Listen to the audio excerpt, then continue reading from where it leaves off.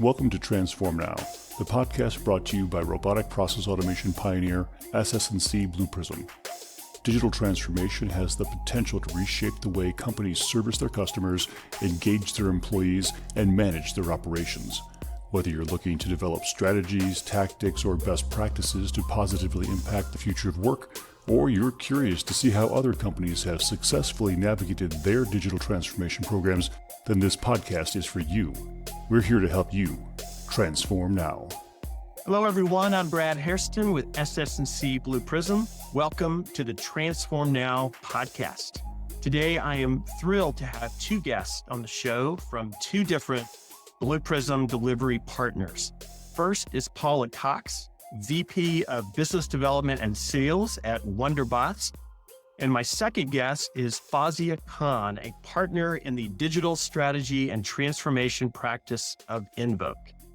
I'm going to be talking with Paula and Fauzia about how their respective firms are working together, and also hear from them about their views on trends and opportunities in the intelligent automation space. Paula and Fauzia, welcome to the show. Really glad to have both of you. Why don't you start with an introduction? Let's go with you first, Paula. Sure, Brad. Thank you so much for the warm welcome. We're so thrilled to be here. Fauzia and I have been really excited with how much collaboration we've had this year. As you mentioned, I do head up business development at WonderBotz, one of your premier partners. We've worked together for a long time, and I went back into the bowels of our history of podcasts, and it looks like I was on episode 40. So it's great to still be here, have the continuity, and still be talking about finance transformation. It's a topic that I'm looking forward to discussing with you guys. Awesome. Really glad to have you. Fauzia, how about you? Sure. So, thank you very much for having us. It's a pleasure being here and talking to two of the best people I know in the industry here. So, Fauzia Khan, I am working basically more leading the digital transformation practice at INVOKE. Been doing this transformation business for almost most of my career, I think. So, glad to be here, talk more about what's happening in the market, what's happening in the industry, and my perspective and take on this discussion. Fantastic. Yeah. Well, both of you are clearly veterans in the intelligent automation space. And I don't mean to say that you're old, because you're not. You're very young. But you are veterans when it comes to intelligent automation. And you also, and Paula, you mentioned this, but both of you have a really, really heavy finance transformation background, which is great. I'm curious to know right up front, what is your assessment of the current state of the intelligent automation market? I would love to get observations from both of you. So Paula, why don't you go first? Sure. So loaded question, because there's a lot of movement happening. I think we've seen a ton of M&A activity in the intelligent automation space. You guys are no exception to that game, and tons of new tools and ways of applying tools.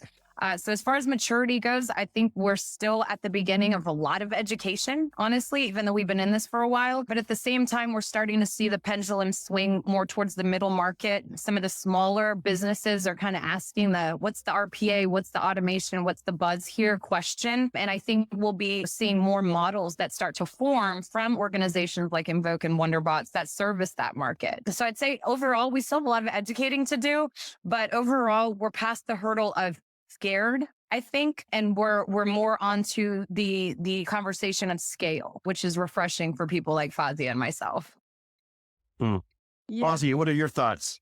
Yeah, I would just say that this whole intelligent automation market is ever evolving. It's never ending, and it's evolving at a very fast pace every year. So when we say word maturity, I guess it's subjective, right? I think from where it was 10 years back, it has matured a lot for sure. I think more from the perspective of awareness. Initially, people didn't even know what it was. I definitely think we have come a long way on doing that.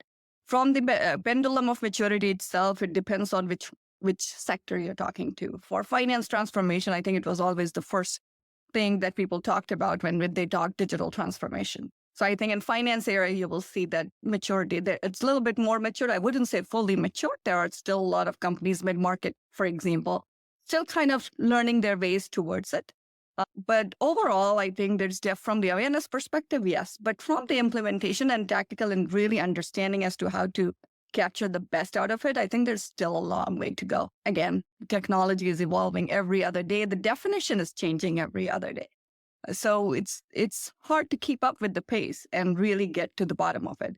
But the term intelligent automation, there has been lots and lots of discussions. All the industry guru have been talking about it. So everybody likes the jazz word, and it's becoming very popular. In every discussion, you will find it from that perspective. But I think we still have a long way to go and a lot to achieve as we move forward from this point. Okay. Yeah. Very good. Very good. Fauzia, let me ask you about something. I think you would agree virtually every company on the planet has bots or digital workers on machines somewhere. Mm-hmm. But when you look at the surveys that the analysts and the big consulting firms conduct, most of them say that the majority of companies really haven't built a capability that they've scaled, that they've used to transform the company. They've gotten benefits, they're enjoying the benefits we all know about, but they really haven't gone all the way to bright. Why do you think that is the case? Yeah, I mean, to some extent, I always think that a little bit of we are to be blamed for that as well. I think when this whole digital transformation, I shouldn't call it transformation, digital worker concept came into being, I think every consulting firm was going out there and saying, this is something cheap, easy, built in, and you deploy it and you see the results. And that's what people got excited about. Everybody was trying to get captured into the market, get into the industry. And so it started there. So the concept of having transformation and digital worker were always too far apart. They were never seen as one. How you can leverage digital workers to actually do your transformation. And so we have kind of started in a little bit different way, more as kind of a new tool or new toy in your toolbox. And so go play with it and see the results. And then what? After some time, it's kind of people that didn't see any strategic value coming out of it. So there's still a lot of education that needs to be done. People to say, how can you actually drive transformation, leveraging the digital worker that you already have? That's one part of it for sure. Mm-hmm. The other part of it, I think, is, again, the whole technology of digital worker or the bots, so-called bot, in itself is very unique to what are some of the technologies that in past organizations have been using for the transformation journeys. Whenever we talked about transformation, it was always big budget, SAP program, Oracle program, 5 years, multi-billion-dollar program coming in. And that is what people thought about it more as a transformation. And the whole idea was that in those transformation, even though we say that there are people, process, and technology driving it, at the end of the day, you had a technology as big as SAP, for example, where you invested a lot of money. Mm-hmm. The rest of the organization would cater to its needs and bend backward to adjust to that technology. In case of robot, it was very different. In case of, I shouldn't call it robot, in true sense, it's a digital worker. You are incorporating a digital worker where you know that there's a lot of flexibility where the business is the one who's going to drive it, right? And then you can bend backward and adjust it accordingly. So it's a very, from the transformation perspective, it's quite a challenging task to do, where you bring in all these different sectors of the organization together to come to get to the organization, to the result or to the outcome. And I think that has been a major issue when we talk through it, because people are still trying to operate and implement it as part of any other technology transformation, which it's not, it's different. Yeah. And so there's still all these tug of war, if I may say, what comes first, technology versus process, and who does what and who owns what, and it kind of get lost somewhere in between. Mm-hmm. So that definitely has been a continuous challenge as we see. I think a lot of organizations has come out of it now, and they found a way of coming up with an integrated chief digital officer or different part of organizations taking the lead onto this. Mm-hmm. But I think that's one of the challenge for sure here, where people have still not figured out organization-wise how we can actually own this and get the best out of this. Right. Let me ask a follow-up to that, and I'll start with you, and then I'd love for you to weigh in as well, Paula. But I'd like to hear about how your respective firms are helping companies break out of their automation stalemate. They've gotten to a certain point, number of digital workers, they haven't gone further. They're not scaling it across functions, across lines of business.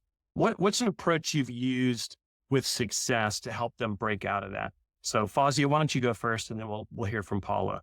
Yeah. So it's not easy. And I think one approach doesn't fit all. Every customer is different. Every organization is different. You know, so you have to literally at the end of the day assess what exactly is the need and what the organization is trying to achieve. That's number one for sure. But usually, most of the time, everybody's looking for an outcome. And so ultimately, our approach has always been, let's talk about the outcome first, and then we'll figure out how to go towards it. And when we go to the companies, usually we take more of a top-down approach. And again, that's the only way you can be strategic about it, still getting to the outcome and not just talking at a strategic level, but also how to actually achieve the outcome and showing the path to it. And when you go to the clients and usually talk to them, the way I see, there are 4 things that companies are looking for. Either it's the cost savings or the reduction, right? First thing, or they would say, I want to improve the quality of work, or it is, I want to accelerate my revenue generation. And the 4th one is obviously if there is any kind of compliance or regulatory needs. Those are the 4 buckets. And once you kind of hone down into where the need is and what your user community is, and let's talk finance, for example, if you're talking to a CFO organization, they would usually come up and they will tell you what exactly are the goals are for that particular year, whether it is, reducing their month-end close process or whether the amount of collections that's sitting on their, that they need to recover or whatever that is at the end of the day. What we have done is understanding that problem and then actually coming up with a pre-built solution for that.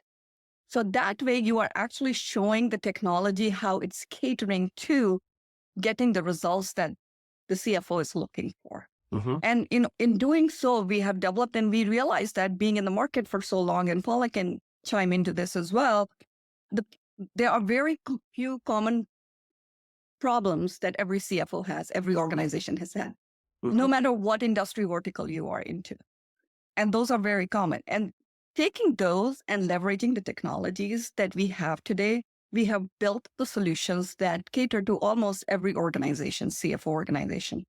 And that's how we kind of reach out to that. And when we show them these pre-built results, they can actually have this aha moment. They look at it and it's like, oh yeah, that's the problem I have. That's exactly what I want. So they see the result up front. And I think that has been working very well for us overall. And once you are there, then your second question was, how do you get them out of the stalemate? Because we're not there to solve just one problem. But I think it actually is powerful enough to show the CFO as to what could be achieved using this technology. What's the next set of problems? So it never ends there. It always comes like, okay, you have done this. This could be applied in the invoice processing, for example, or this could be applied for your tax processing. And so that has always helped us a lot. And suddenly next thing you know that they are themselves talking about it within the organization. Yeah. Paula, what about the WonderBotz approach? Tell us about that. Well, it's by no mistake that the WonderBotz and INVOKE approach are very similar. And so Fauzia mentioned a couple keywords that we've both had the same value system around, and that's pre-built solutions. And that finance transformation is always the first to raise their hand to do something because they have the most arduous work and the most manual tasks and such high volume, risky work that they have to do. So it checks all the boxes that Fauzia said, right? I did want to touch on the stalemate thing that you mentioned, because I think that's really important. I think Fauzia, you're spot on that we as an industry, did a disservice by complicating something that was meant to be simplified. And how I explain robots or digital workers or whatever you want to call it, these software robots, which are sort of the precipice of your beginnings to a digital transformation, sort of like the ground zero, the foundation of what you're doing, is think of this as a human capital management strategy. Don't think of it as just a technology. Think of it as a brand new way to reinvent the way you hire, the way you plan for your workforce, the way you think through outsourcing. I mean, you're now able to outsource to the metashore, if you will, right? It's not offshoring and nearshoring anymore. So I think there's just a lot of simplification that needs to be done for these concepts, because ultimately all we're talking about is outcomes, like Fauzia said. And I appreciate that's very kind and generous of you to call me a finance guru. I think I'm more of a CFO whisperer. And the reason that I will say I'm not a finance guru is you definitely don't want me managing your books. But But what I can explain really, well, and what I have a knack for and where I've had a lot of success in the CFO community. In fact, we have an event tomorrow that's on combining HR and CFO. How do these functions work together more closely using an intelligent workforce that's digital in nature? What I've really come to find in being that CFO whisperer is that because they check all the boxes of the right stakeholder, that's where you want to start. It's in their backyard that the proof of concept comes to play. They get the knock on the door. Is it okay if I take 2 of your analysts to do a walkthrough? Right. Then they have all the expense and tiresome exhaustion of maybe having overtime hours that they have to pay for to compensate for the person that's giving up the process, yada, yada, it goes on and on. Right.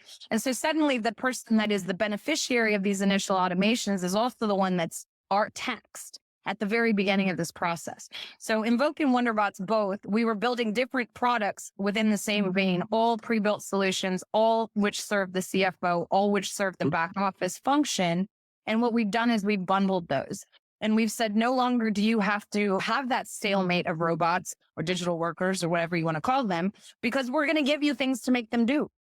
So not only are you going to have these licenses that you're doing, but we're going to work closer together with you, closer together with your leadership team to make sure that what we're doing with these license costs, right, that we're actually maximizing the value of this technology investment by loading pre-built solutions. One last thing I'll add to it is that this isn't easy. Right? There's a reason why there's an entire industry dedicated to intelligent automation.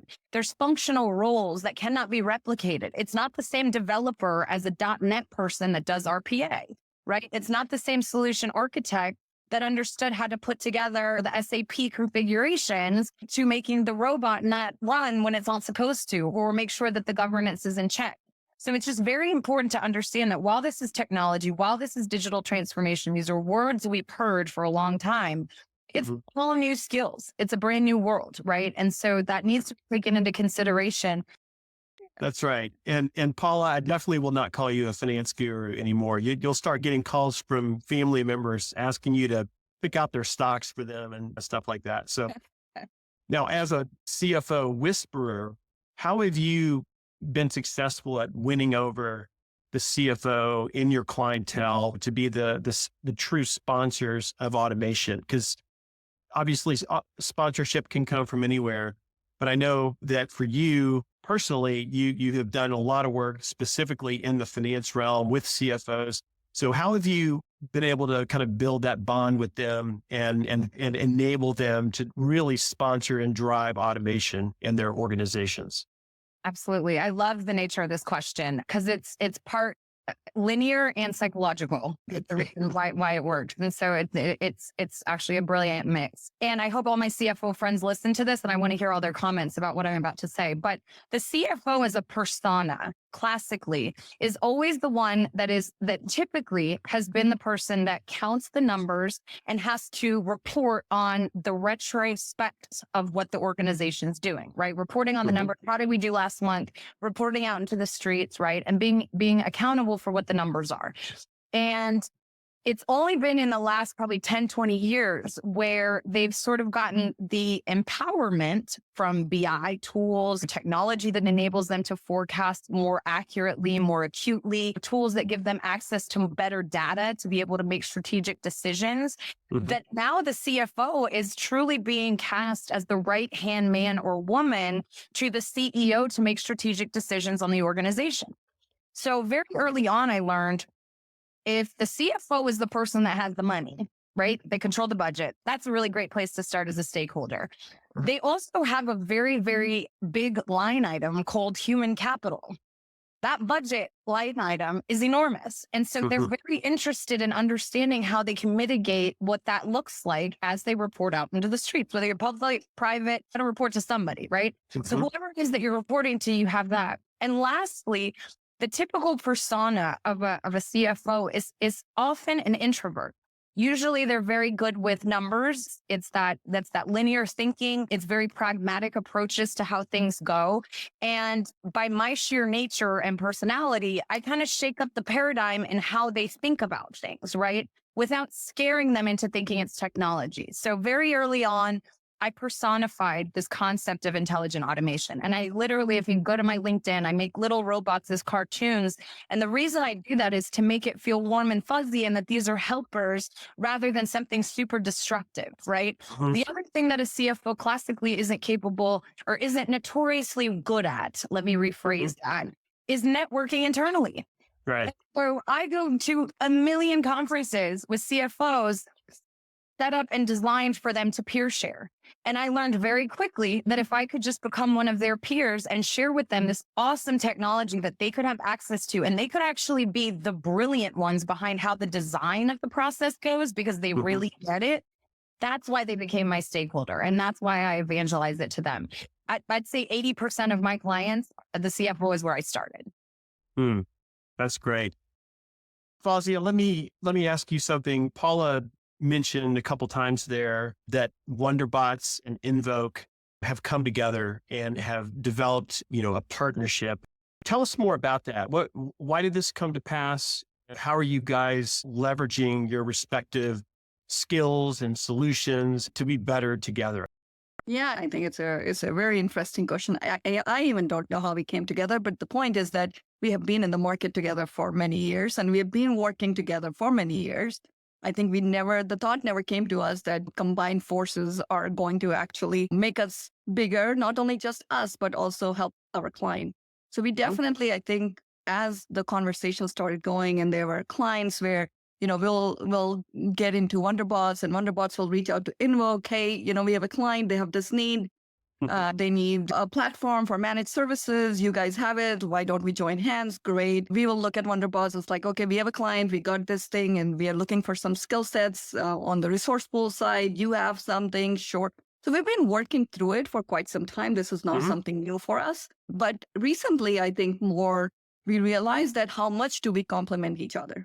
And more deals, we started doing that. More and more, we said that we've got a lot of synergies and synergies like obviously values, the way what we value for the client and how we approach the client has been very, very similar to each other. We just talked about that, right? We were looking into solutions and outcome-based results, exactly what the team at WonderBotz was looking at as well. There are solutions that we have built, not just into finance. I mean, WonderBotz has definitely majorly focused on finance. We have done finance. We have done some others as well in supply chain areas and other areas. And we have this managed services platform and said, let's just try to bundle it together. And when we go to the client, like I said, it's not trying to solve one outcome at a time. You're going to a CFO organization. If you're trying to solve for cash application, you might as well solve for invoice processing, or you may as well do some reporting. And combined together, when we looked at the portfolio of product, it only made sense to actually bring these pieces together and create what we call as a portfolio for CFO, for example, solutions and putting it out there. So those are some of the key things that kind of said, why don't we go together as a team and go from there? And obviously, as we started looking into the talent that we have, and both teams have brilliant talents on both sides of the house. And we definitely complement each other because there are areas where we actually look over to WonderBotz to bring in those talent, and the same way WonderBotz looks up to us. So it's actually, I don't know how it happened, but it naturally kind of took us where we are today, and we're very proud of it. And I think so far it has been a great year. Like Paula said, we've been doing a lot of things, and I think our clients are appreciating it. And I'm sure you do too. So yeah. I was about to say, it must be a dream come true for you because we've been both equally profitable and lovable partners to you on both sides, right? And so us coming together just enhances that tenfold. I think that's fantastic. Yeah, I think, and you both mentioned the pre-built SaaS solutions. That is honestly one of the things that I find most interesting. The fact that you both have your own pre-built solutions that have had success, and now bringing those together, making it a portfolio of solutions, and starting out, with it on AWS, making it easy to consume in the marketplace, using more consumption-based pricing. I mean, there's so many things about it that I'm just really excited about. I think there's a need for it. Let me ask you both, as it relates to the SaaS-based solutions, where do you think that's the best fit for companies that are maybe they haven't started their journey, or maybe they have done a little bit of automation, but they're looking to grow at a faster pace. They don't want to put much of a burden on their IT department. Maybe they have a really small IT department, but what clients would you say, or client scenarios, are perfect fit with these solutions that you've now brought together and you've put on AWS? So because these are tried and true use cases across every industry and every enterprise and every size, and every organization must process invoices and must pay their bills, right? I think it works. The democratization of these solutions, I think, is what's special about us coming together. As far as where the most ripe place for it would be, honestly, I'm seeing that the middle market is just eating this up, because finally they have access to best in breed tools. And finally, they have access to these consumption models that we've done, and they've already had investments in cloud solutions like AWS. The other brilliance that I want to just touch on in our partnership that has been huge to every conversation that I've had is the introduction of ARIA Cloud, which is something that INVOKE has, which really gives us a leg up for these middle market organizations that were price blocked from being able to have the best in breed solutions, both on the RPA side and the rest of the hyper automation tool set that you need for all this stuff to work, right? Like, we're talking about RPA, but let's not kid ourselves. You need some OCR, you need a little bit of IDP, some of those extra little acronyms to get this stuff to work, right? And so what I love about the fact that we have this complete suite of finance and accounting tools is that they're scalable, they're per usage, you're not beholden to an annual license cost if you don't need to be, right? And then you're consuming digital worker capacity at the capacity in which you need, right? So your total cost of ownership is right-sized in that sense. And only by this partnership were we able to, that was kind of like the missing link of our pre-built solutions, was being able to offer it in that capacity. So Fauzia, I'm sure you can add to it, but we've been doing this for so long. We're just so excited that we can actually bring them all together as a commercial offering, and even give discounts to the folks that choose to consume more, right? If they're like Fauzia said, if you're gonna solve for cash application and invoice processing in one swoop, we're gonna help make that affordable for you. And not only that, we're gonna make the problem go away forever. So when you grow, Mr. Middle Market, or you get bought or you get merged, your back office doesn't have to grow as your revenues grow, right? Because we've set you up for scale. So I think that's kind of the sweet spot is using this back office solution, this bundle of finance and accounting suite. The name is obviously still in flight between both firms, but using these solutions in that space, understanding that you don't have to worry about hiring in the future as much, right? It's, again, back to a human capital strategy. And when it's used that way as a back office, I think it's really powerful. Fauzia, what are your thoughts on this? Yeah, I think I definitely agree. Middle market is like no brainer, because you haven't started and you don't have that much of budget and funding. So you want to get started, want to get the best what's available out there in the market and all that good stuff. So I definitely agree. However, in addition to that, I definitely think, and I'm seeing this a lot, that even mature organizations who have digital worker in place are really going for it. And the reason is a couple of them, right? Number one is that as you will go through the maturity, you realize, and this is an open fact by now, I think, is that majority of it's, yes, I want to do new development. I want to incorporate all these new intelligent automation technology, but gosh, the amount of effort and manpower I'm using to just support that and maintain that and deal with a day-to-day issue is just putting so much burden on me that I don't have time. So I have no way to actually take it to the next level and leverage this latest and greatest technology, which is what our solution does, because it's not just a digital worker, meaning RPA. It also brings in things like OCR and machine learning and NLP all bundled in there. So it's really an amalgamation of all these technology that is coming in. And like I said before, people are still struggling how to implement and bring this latest and greatest technology to an outcome. So this kind of a solution is a great showcase for the companies who wants to show their leadership team there's more to it than pure simple RPA and simple tasks.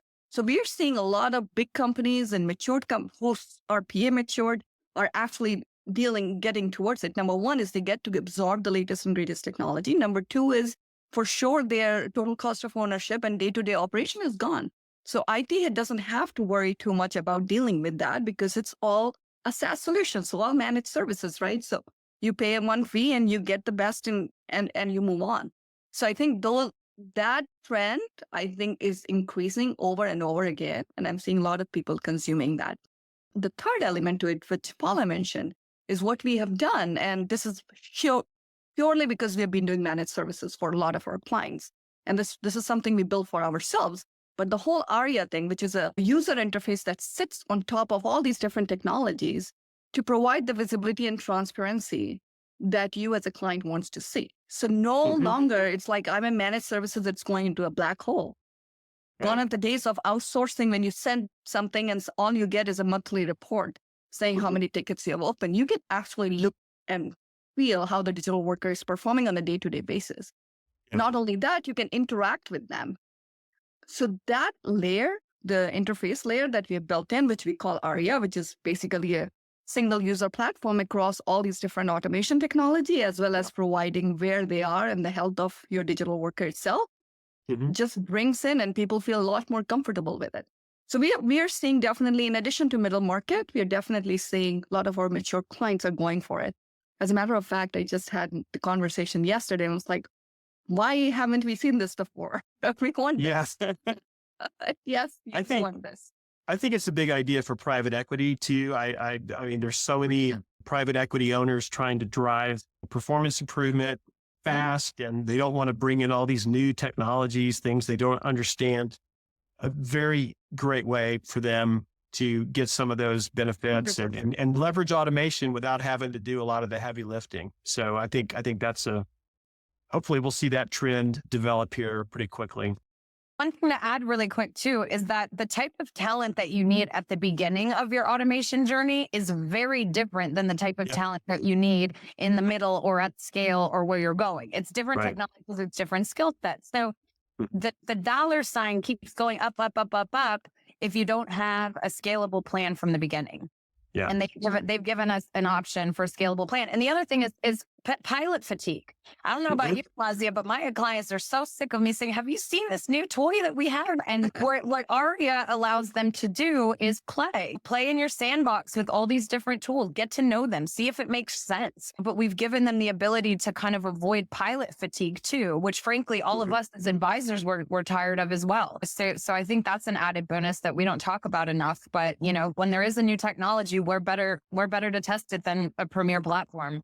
Analysis paralysis on the technology side. That's what happens. And it's been there and people are struggling. When you talked about maturity at the very beginning of our conversation, I mean, that's a huge maturity. And I don't even know if ever anybody's going to reach that because again, the technology market is evolving every day. Every day there is a new tool in town. So let's wrap up with this question. I'd like both of you to weigh in on this. What excites you the most about being in the intelligent automation space right now? And maybe a part two to that. Would you recommend it to someone who's either starting their career or looking to change their career? Is this a space that you would point them to and say, go for it? So Paula, why don't we start with you on this? Sure. So it's funny. I was actually on a flight back from Denver and was sitting next to a mom who was reviewing what looked like homework. And just out of curiosity, I struck up a conversation with her and she said, my son is in college and he's ADHD and he's just so talented, but he just can't get his grades and he just doesn't quite know how to get it. And I'm trying to help him. And I said, have you ever heard of RPA?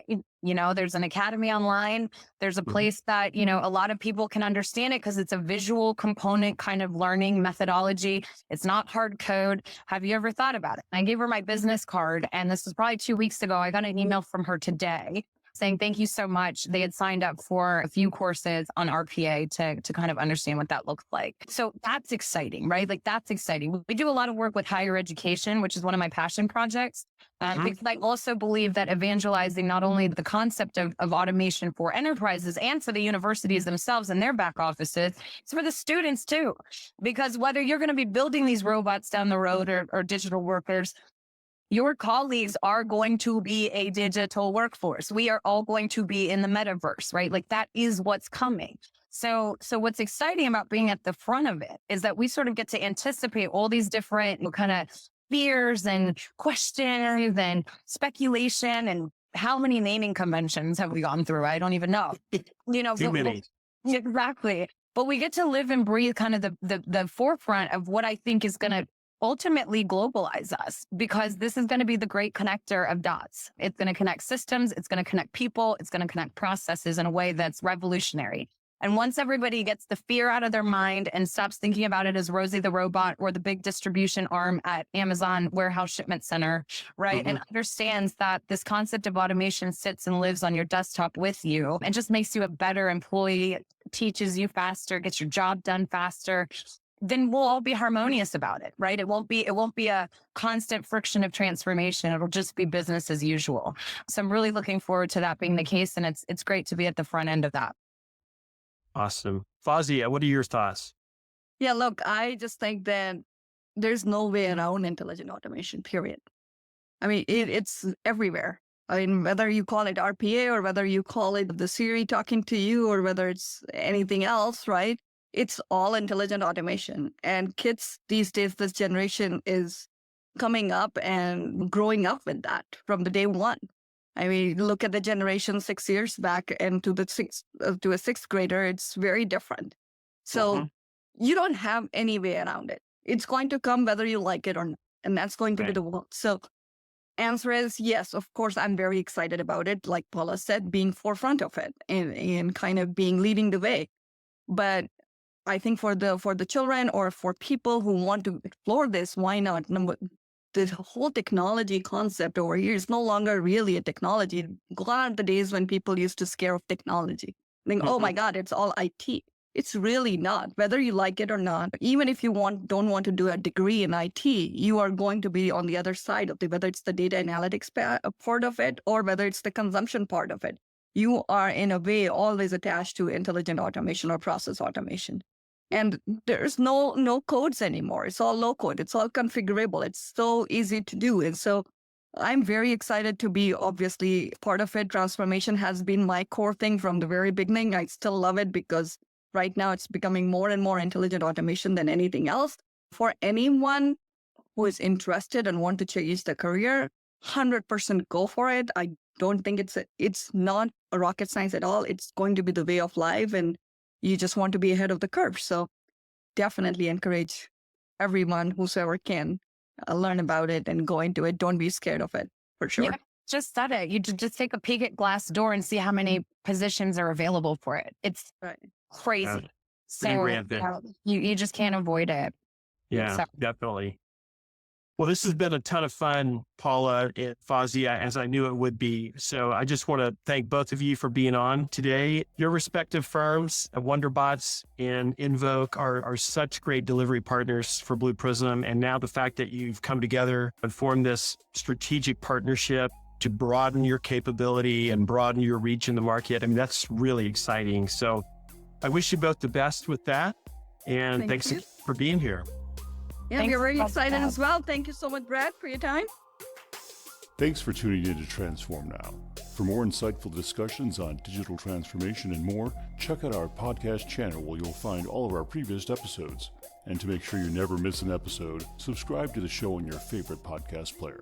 And if you like what you've heard, please leave us a review. For more information about digital transformation and the future of work, check out blueprism.com to learn how SS&C Blue Prism's digital workforce is enabling enterprise transformation now.